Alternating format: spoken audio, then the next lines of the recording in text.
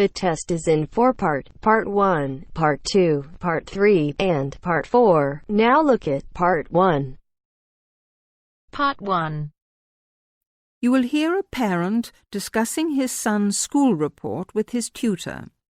Listen and fill in the missing information in the report below. First, you have some time to look at questions 1 to 6.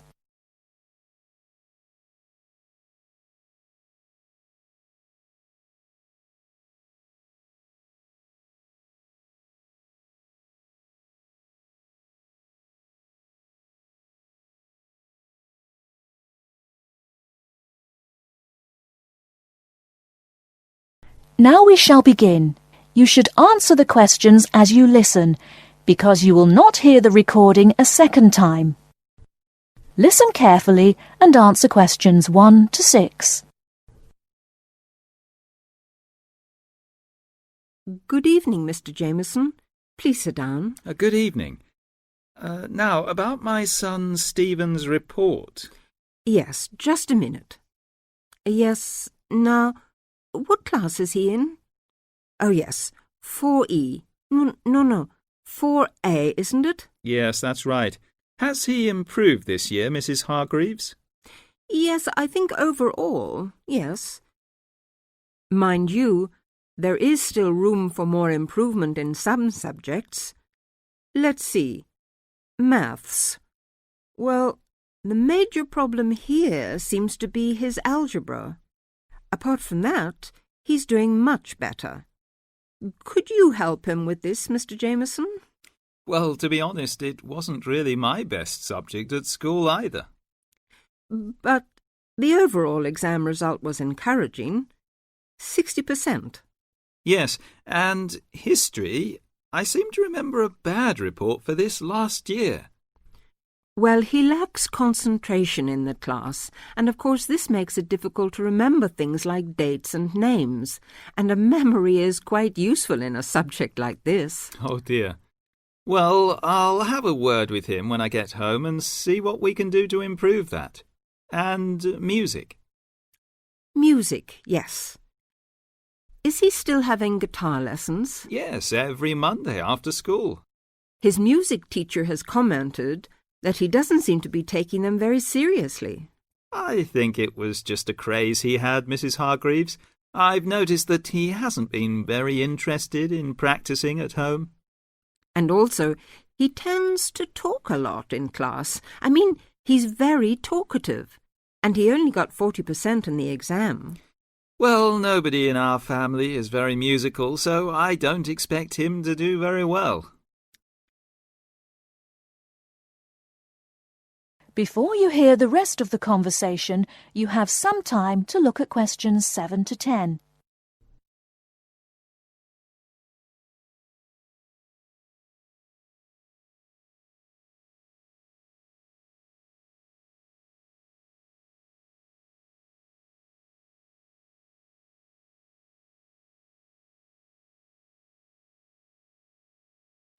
Now listen and answer questions 7 to 10. Looking at his geography result, though, there has been considerable improvement, 64%. Yes, I remember him working at home a lot for some sort of project or something on... now, where was it? India, I think. No, on China. Yes. And it was an excellent piece of work. I saw it myself and was very impressed. And his art classes have also been going better this year.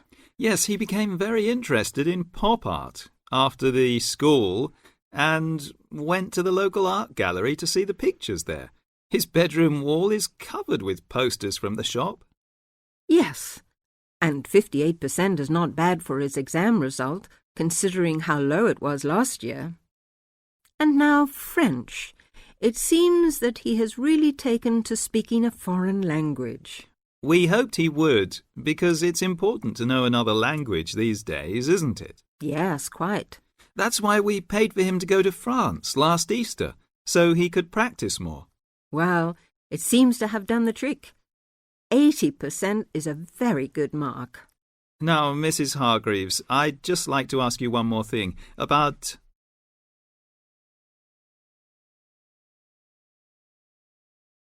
That is the end of part 1. You now have half a minute to check your answers.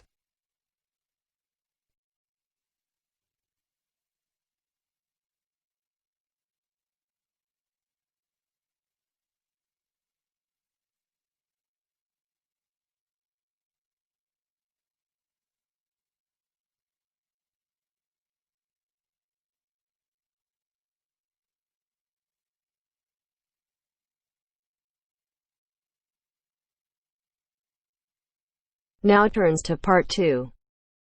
Part 2. You will hear someone giving instructions to staff at a festival. First, look at questions 11 to 13.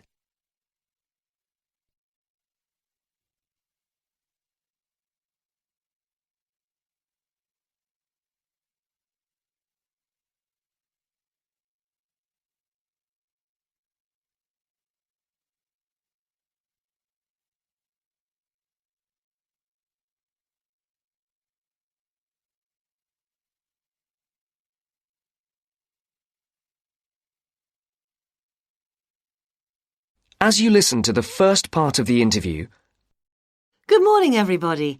I'd like to welcome you to the Castle Pop Festival. My name is Sandy, and I'm the General Manager of Castle Pop Entertainments. And I just want to take a few moments to mention a few things to you before you go and have your detailed briefings in your work groups. You all have a copy of the plan of the festival grounds. Now, most things are obvious, but I'd like to point out first the visitor toilets here along the side of the main area. Kindly do not use these yourselves. Your own facilities, the staff toilets, are beside the breakfast tent.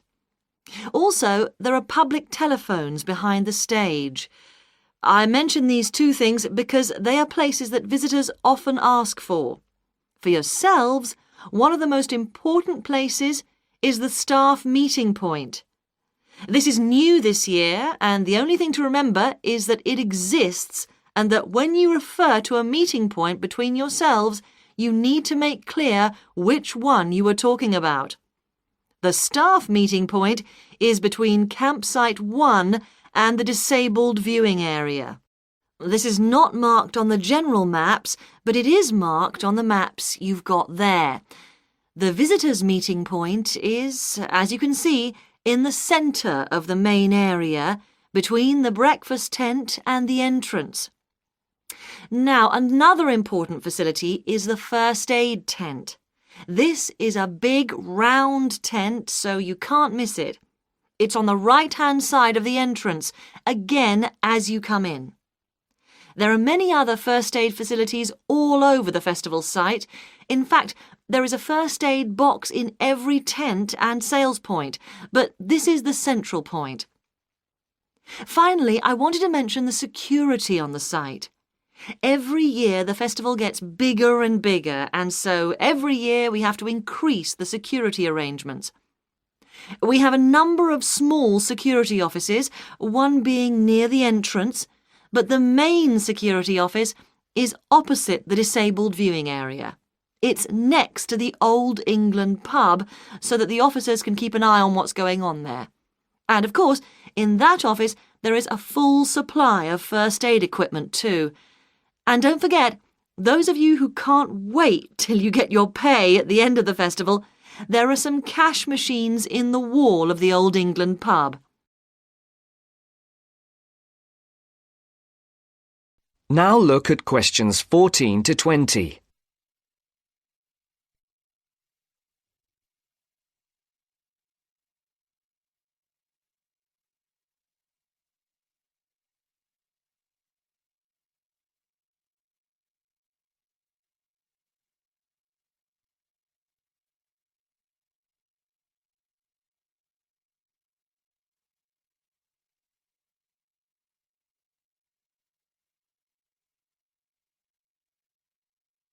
As the interview continues, complete the sentences.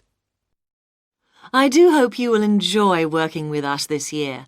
It's always good to see some of last year's faces back with us again. We hope this year to put on an even better festival than before. The first year we put on a festival, we called it the Mountain View Pop Concert. And it was a pop concert rather than a festival. We held it inside the castle, and you could see the mountains in the background. It was very small and personal. Then we held it in front of the castle, with the castle in the background, and then we started calling it the Castle Festival. Now, this year, we have moved further away into the fields. The advantage is that the castle and the mountains are both there in the distance, but we have as much space as we want in the fields. The only problem with the fields is that sheep use the fields during the spring months, and they leave little messages for us all over the place. So please be careful and encourage the visitors to be careful too. Now, it just remains for me to let you know the times of your detailed briefings, which are as follows, and I'm telling you these as they are not, I repeat, not as written down on your welcome letters. Those of you who are working on the children's zone, your meeting is at 2 p.m. in campsite 2. Those of you on the security team need to meet behind the stage at 3:15 p.m. For the people on first aid, please do not meet in the first aid tent. There will not be enough room, but meet at the entrance gates at 4 p.m. Finally, we need everybody, and I do mean everybody, on duty on Monday morning at 8 a.m. for the final clean-up. I'd like to remind you that Monday is the final day of work, not the Sunday. People not coming to the final day will lose 50% of their pay. The meeting place for that is campsite 1. Now, good luck, and let's make this the best festival ever!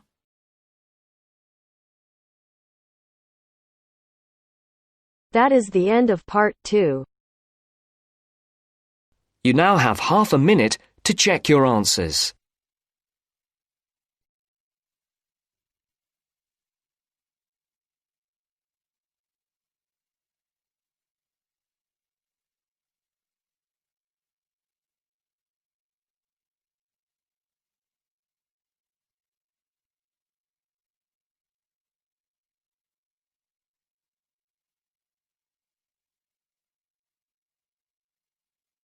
Now turns to part 3.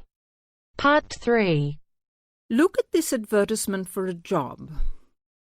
Listen to Philip and Anne talking about the job and fill in the missing words.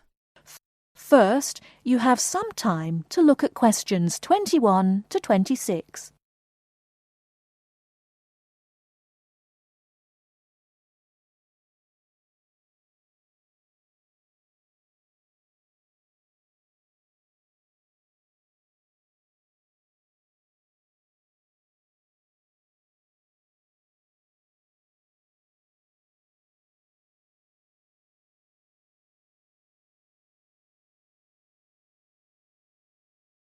Now listen carefully and answer questions 21 to 26.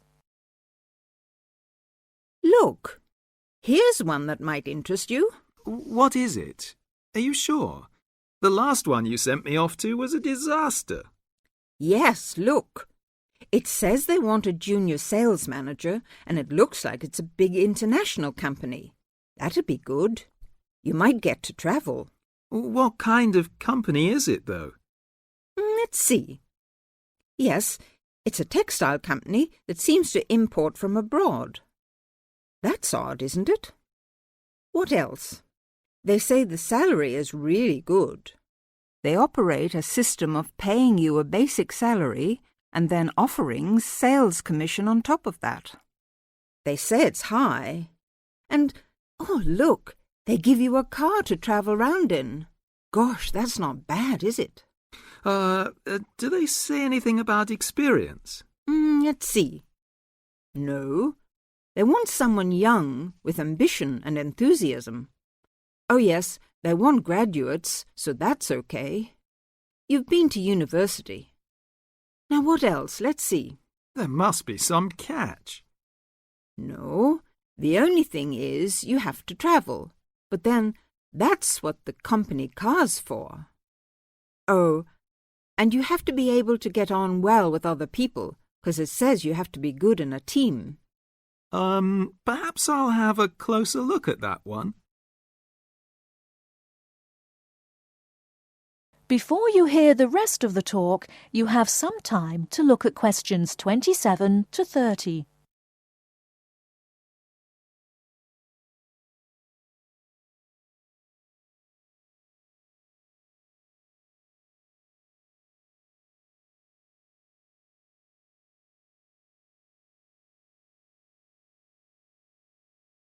Now listen and answer questions 27 to 30. Now, could you tell us more about what you do in your department? I mean, what research are you actually doing at the moment? We're trying to find out as much as we can about dreams. There's one area that we're particularly interested in at the moment, and that is what we call directed dreaming. Directed dreaming. What is that exactly? Let me explain.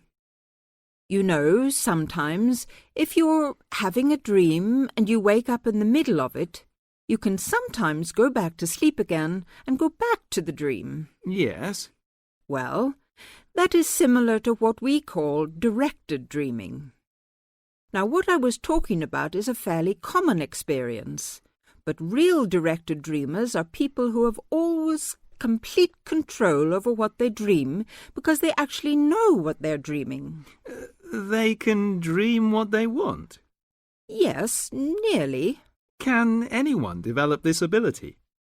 Well, that's one of the things that we would like to find out.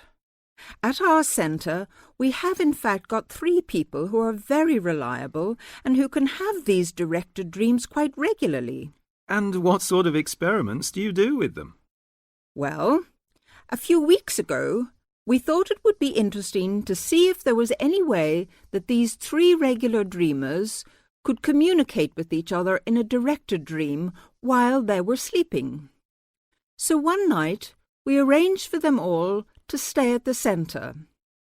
Then we asked the 3 of them, there were 2 men and a woman, we asked them all to go to a pub that they all knew quite well, down by the river, and asked them, if they started dreaming, to go down there and try to find each other. In the dream? Or 3 dreams? Yes. So they all went off to sleep, and the next morning we interviewed them all separately and asked them what they had seen. The 2 men had had dreams and could remember them, and they both said that they had been to the pub and had seen each other and had had a talk. But also, both of them said that they hadn't seen the woman, and we thought that was a bit odd. And then we talked to her, and she told us that she hadn't had a dream at all that night, or she couldn't remember it anyway. Fascinating. So both of the men said she hadn't appeared in their dreams, and that was because she hadn't in fact been dreaming. Yes, though of course it could just be a coincidence. But that's the kind of thing that we're trying to find out more about. Well, thank you very much, Dr. Border. It's been fascinating talking to you. Thank you.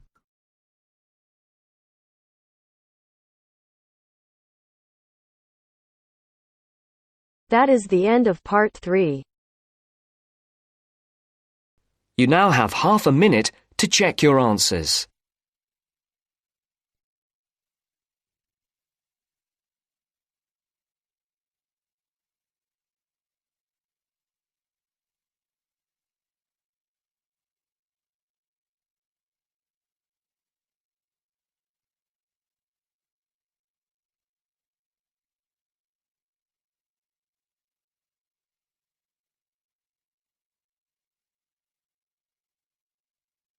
Now turns to part 4. Part 4. 4. You will hear an extract from an introductory talk given to a group of students who have just entered a university residential college. The speaker is the principal of the college. Listen to what the speaker says and answer questions. First, you have some time to look at questions 31 to 40.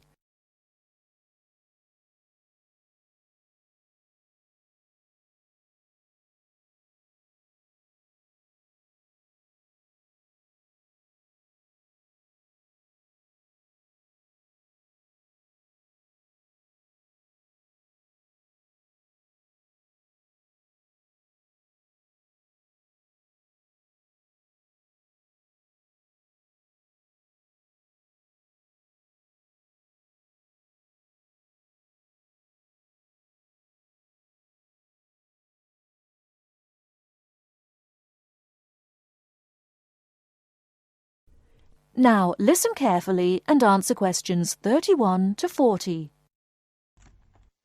Good morning and welcome to Scholastic House. I'm delighted to see you here. It is my duty to explain to you some of the history of our college and some of the traditions which I hope you will uphold. The idea for Scholastic House was expounded by Samuel Wells in 1898. Wells was a visionary whose ideas were well ahead of his time. He wanted a college which would encourage friendship between people of different races and nationalities. Wells died in 1900 before he could see the college in action. Scholastic House finally began operating in 1903 with 10 students. Those students came from Asia, Europe and the Americas. At that time, Scholastic House accepted only male students, although it has been co-educational since 1963. 9 of these foundation students went on to lead illustrious lives. The only exception died tragically on his way home from Scholastic House to Sarawak. He had only recently graduated with an honours degree in law, and he was robbed of a brilliant future.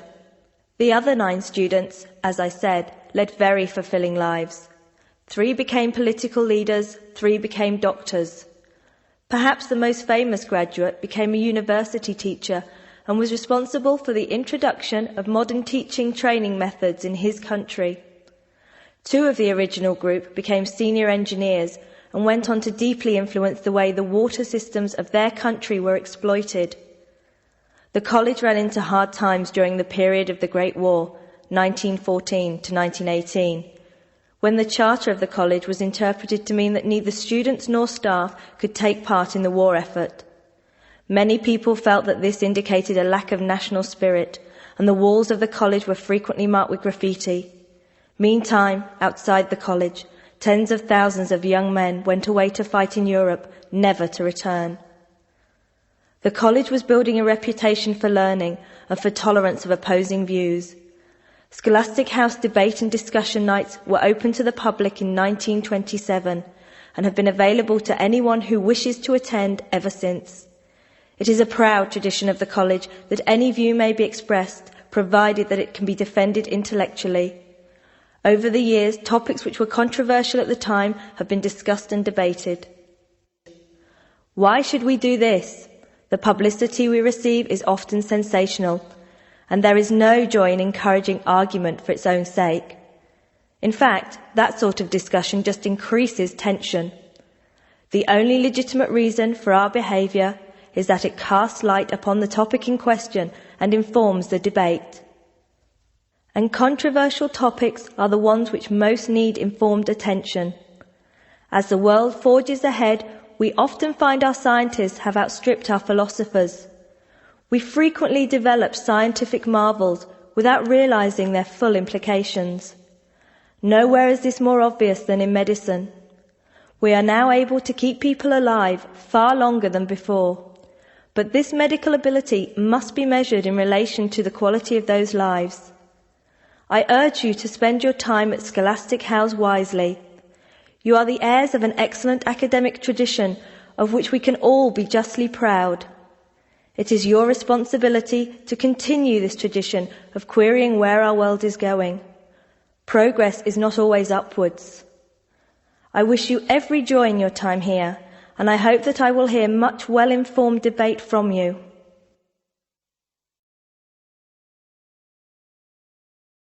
That is the end of part 4. You now have half a minute to check your answers.